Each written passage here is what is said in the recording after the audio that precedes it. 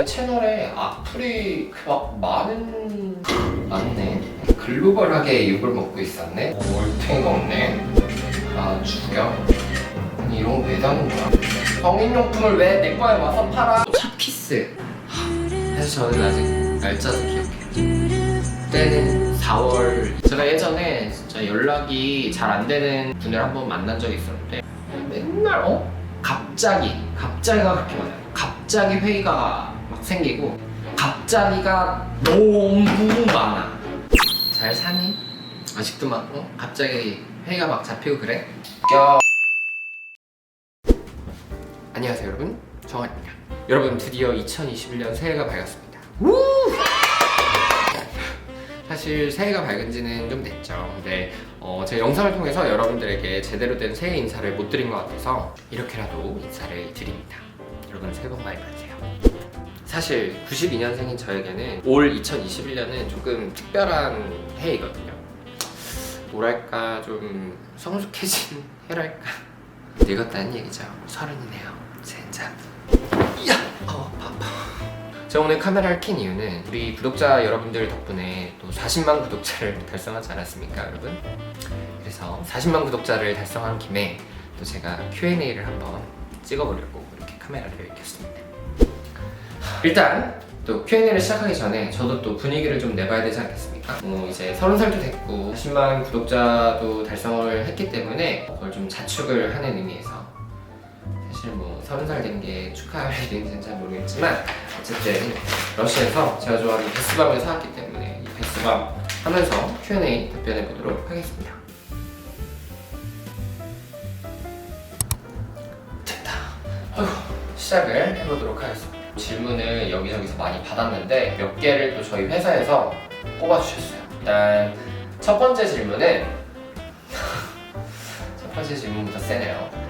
가장 기억에 남는 악플이 뭔가요? 그리고 그 악플러들에게 하고 싶은 말이 있을까요? 라고 또 누가 질문을 해주셨네요. 악플러들에게 하고 싶은 말. 방송이 안 될 텐데. 야, 근데 사실 제 채널에 악플이 그렇게 막 많은 편은 아니지 않나? 한번 직접 찾아볼까요? 바로 여기 제가 원래 댓글을 잘 읽거든요. 근데 악플 같은 거 막 욕 같은 거 써 있으면 검토 중인 댓글로 넘어가더라고요. 그래가지고 근데 별로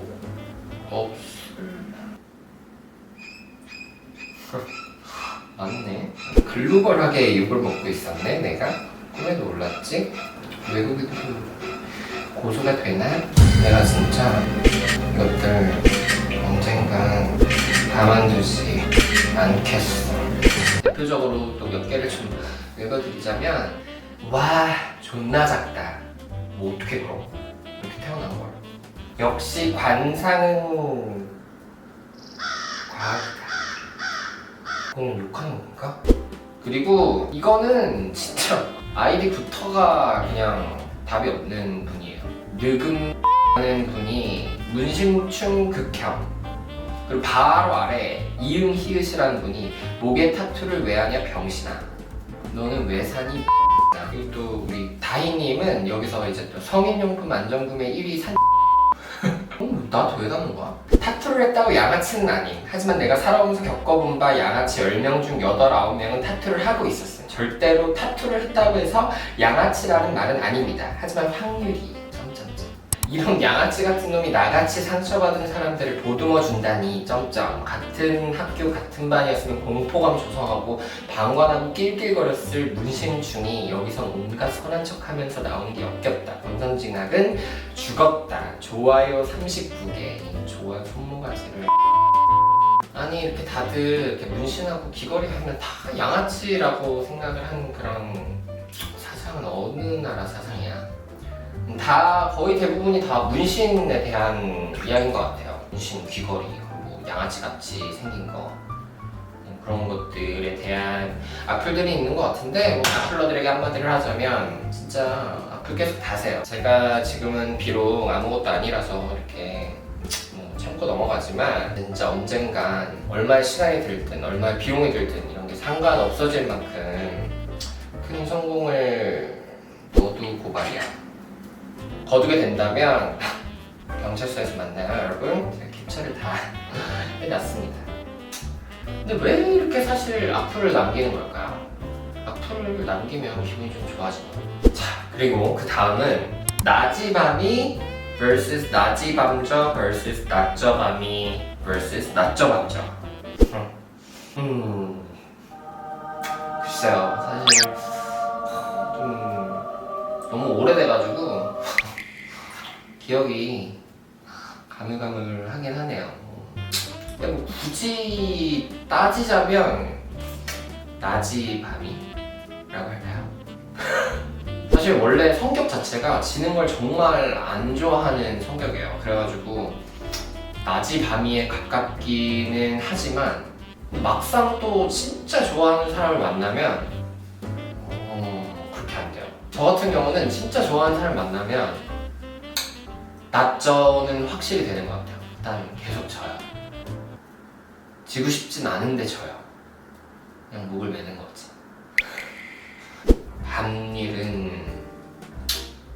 밤일이라고 하면 또 좀 살짝 그런가? 밤에는 뭐랄까 이렇게 상대가 원하면 이렇게 팍팍 상황에 따라서 이렇게 뭐 맞춰. 아무튼 그렇습니다. 세 번째 질문은 질문이 다 이래 뒤에가 자기들이 귀엽고 뽑는다고 할 때부터 뭔가 이상하긴 했는데 아무튼 세 번째 질문 잘해요? 라고 또 질문을 주셨는데 글쎄요 뭘 말하는 건지 문장에 주어도 없고 목적어도 없고 그러니까 제가 뭘 잘하는지 전혀 감이 안 오는 그런 부분. 그렇지만 뭘 잘하냐 이렇게 물어보신다면 제가 뭐 굳이 확인을 시켜줄 수 있는 그런 것도 아닌데 뭐 못한다고 스스로를 막 이렇게 깎아내릴 필요는 또 없는 것 같기도 하고 또 뭐 그렇다고 뭐 제가 이런 말하기 좀 그렇지만 잘해요. 잘합니다. 진심이에요. 뭐 이런 정도까지는 또 제가 아니지만 뭐 어떤 분야에서든 제가 항상 또 뭐 또 평균 이상은 꾸준히 유지를 해왔기 때문에 그 정도로 답변을 드리고 넘어가면 좋을 것 같습니다. 이게 질문 때문인데 굉장히 덥네요. 너무 더워. 다음 질문은 누가 또 첫 키스 이야기를 해주세요 라고 또 이렇게 첫 키스 좋아. 첫 키스가 기억이 났는데 여러분 사실 이 첫 키스를 제 첫 키스라고 인정을 하고 싶진 않아요. 이건 첫 키스가 그냥 단순한 행위였어. 첫 키스가 다들 첫 키스 언제예요? 라고 물어보면 다들 그냥 이렇게 입 맞춘 첫 번째 순간을 대답을 하나? 왜 뭐 그런 거 있잖아요. 사실 모든 첫 키스가 사랑의 감정을 꼭 동반하지 않는 첫 키스일 수 있잖아요. 사실 첫 키스가 사랑의 감정을 동반하기 힘들지. 또 아닌가? 이렇게 말하면 또 굉장히 쓰레기가 되는 것 같긴 한데 아니 막말로 그쪽에서 이렇게 입술을 막 이렇게 들이대. 근데 그렇다고 막 들이대는데 입술을 쳐가지고 못하게 할 수도 없고 근데 그렇다고 뭔가 이렇게 어려서 성숙하지 못했던 내가 행한 뭐랄까 이렇게 감정이 동반되지 않은 그런 단순한 행위를 내 첫 키스라고 이렇게 명명하고 싶지 않은 그런 좀 수습이 안 되는 것 같은데 무튼 그런 의미에서 이렇게 살짝의 조작이 좀 들어간 저의 이 첫 키스를 좀 말씀드리자면 사실 저는 아직 날짜도 기억해요. 그때는 4월 24일이었어요. 시험 기간이었죠. 제가 그때 이제 한참 좀 썸을 타던 친구가 있었는데 그 친구가 시험 기간인데 제가 공부하는 곳으로 와준 거예요. 근데 이게 아무래도 시험 기간이다 보니까 카페에 사람도 꽉 차 있고 제 테이블 자체도 1인 테이블이었는데 막 이것저것 PPT부터 시작해서 막 노트북 이런 게 다 올려져 있다 보니까 일단 간단하게 이야기나 하자라고 하고 다른 카페들을 찾으러 다녔죠. 근데 아니나 다를까 이제 시험 기간이다 보니까 다른 카페에도 다 자리가 없는 거예요. 그래가지고 찾다가 룸카페를 하나를 들어갔거든요. 근데 또 신기하게 그 룸카페는 손님이 아무도 없는 거예요. 그래서 딱 저희 둘만 딱 그 룸카페에 들어갔는데 거기서 이제 서로 이렇게 썸을 좀 정리를 하고 진지하게 이제 말을 하면서 이제 썸을 정리를 하고 연애를 시작을 했죠. 그러면서 이제 거기서 제 첫 키스를 했습니다. 이게 제가 생각하는 진짜 저의 첫 키스예요. 제 첫 키스는 룸카페였어요. 근데 또 이게 이렇게 말을 하면 그 뒤에 막 또 이상한 상상을 하실 수도 있을 것 같은데 여러분 제가 굉장히 좀 보수적인 사람이에요. 보수적인 사람이기 때문에 여러분이 뭐 이렇게 상상하는 그런 뭐 이런 것은 전혀 없었습니다. 그 건전한 그 딱 아름다운 그 행위만 딱 하고 각자 이제 시험 공부를 하러 딱 갔죠. 네, 그렇습니다. 그런 거 거기서 하시면 안 돼요. 네, 딱 알겠습니다. 다음, 이상형이 뭔지 궁금해요 라고 또 누가 질문을 주셨습니다. 사실 이 질문은 진짜 제가 인스타를 처음 시작할 때 그리고 유튜브를 처음 시작할 때 뭐 각종 커뮤니티 댓글 지금까지도 막 스토리 Q&A를 하면 많이들 여쭤봐 주시는 질문 중 하나인데 제가 왠지 모르게 이상형에 대해서 언급을 하는 게 좀 부끄럽더라고요. 그래가지고 한 번도 제대로 답변을 드린 적이 없었는데 맨날 재미로 뭐 건물주 돈 많은 사람이 뭐 이런 식으로만 대답을 했는데 사실 저는 이상형이 딱 정해져 있습니다. 저는 뭔가 순수하고 착하고 막 되게 앳돼 보이고 갸냘프고 이런 외모를 별로 선호하지 않는 것 같아요. 저는 좀 세련되고 뭔가 강렬하고 좀 하여튼 좀 세 보이는 인상을 좀 선호하는 것 같아요. 성격 같은 경우에는 반대로 좀 착해야 돼요. 순해야 돼요. 성격은 순해야 돼요. 참 답이 없죠. 굉장히 좀 성격과 외모가 좀 반전을 이루는 그런 분을 좋아합니다. 그리고 가장 중요한 건 연락이 잘 돼요. 연락 잘 안 되는 사람은 진짜 못 만나요. 진짜 아무리 제 이상형이라고 해도 연락이 안 되는 사람은 못 만나요. 근데 여러분 진짜 사귀기로 해놓고 연락이 안 된다? 이러면 그건 진짜 감옥 가야 돼요. 제가 예전에 진짜 연락이 잘 안 되는 분을 한번 만난 적이 있었는데 맨날 갑자기가 그렇게 많아요. 갑자기 회의가 막 생기고 갑자기 막 어디 인터뷰를 하러 가야 되고 갑자기 누가 막 불렀대. 갑자기가 너무 많아. 여러분 갑자기라는 건 없어요. 회의를 하러 회의실에 갈 거 아니야. 가면서 나 회의 세 글자만 써서 나한테 보내면 되잖아. 또 말하다 보니까 바빴어. 잘 사니? 아직도 막 갑자기 회의가 막 잡히고 그래?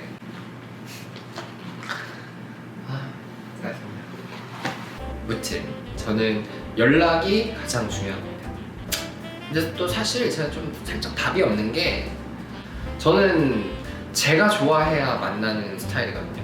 근데 이제 몇몇 제 친구들은 누가 자기를 이렇게 막 좋아해주고 막 진짜 사랑해주고 아껴주고 그러면 처음에는 관심이 없다가도 그 사람이 달리 보이고 점점 막 좋아하는 마음이 생기고 막 이런다는데 저는 그러지 않거든요. 그래서 저는 제가 별로 안 좋아하는 사람이 저한테 막 연락을 자주 한다 이러면 그거는 좀 또 안 돼요. 그건 좀 부담스러워요.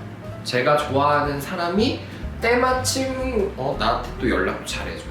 그래야 사귈 수가 있어요. 이렇게 Q&A를 하다 보니까 제가 연애를 못하는 이유를 또 이렇게 스스로 깨닫고 있네요. 다음 질문. 유튜브를 하는 동안 가장 마음에 들었던 컨텐츠는 무엇인가요? 최애 컨텐츠를 뽑아주세요. 라고 또 누가 질문을 남겨주셨는데, 저는 사실 아직도 우울하거나 재미가 없을 때면 종종 제 채널에 있는 이 영상을 보러 가곤 해요.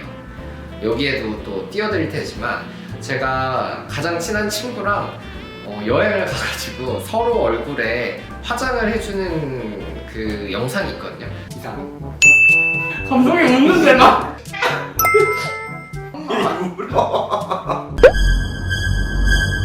이게 무서워.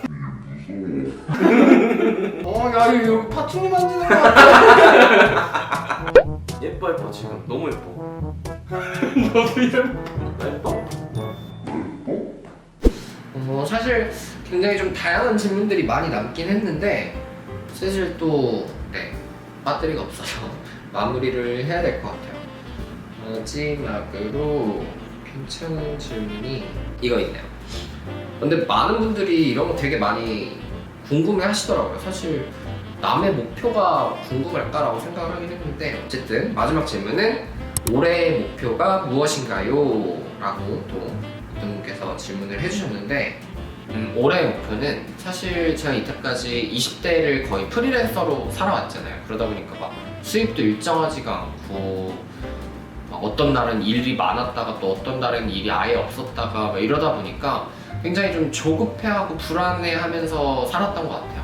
그리고 아무래도 이제 프리랜서 분들은 공감을 하실 텐데, 주변에서 내가 잘못된 길을 가고 있다라고 하더라도 너 그거 잘못됐어 라고 바로 잡아주거나 뭐 조언을 해줄 수 있는 사람이 그렇게 많지가 않아요.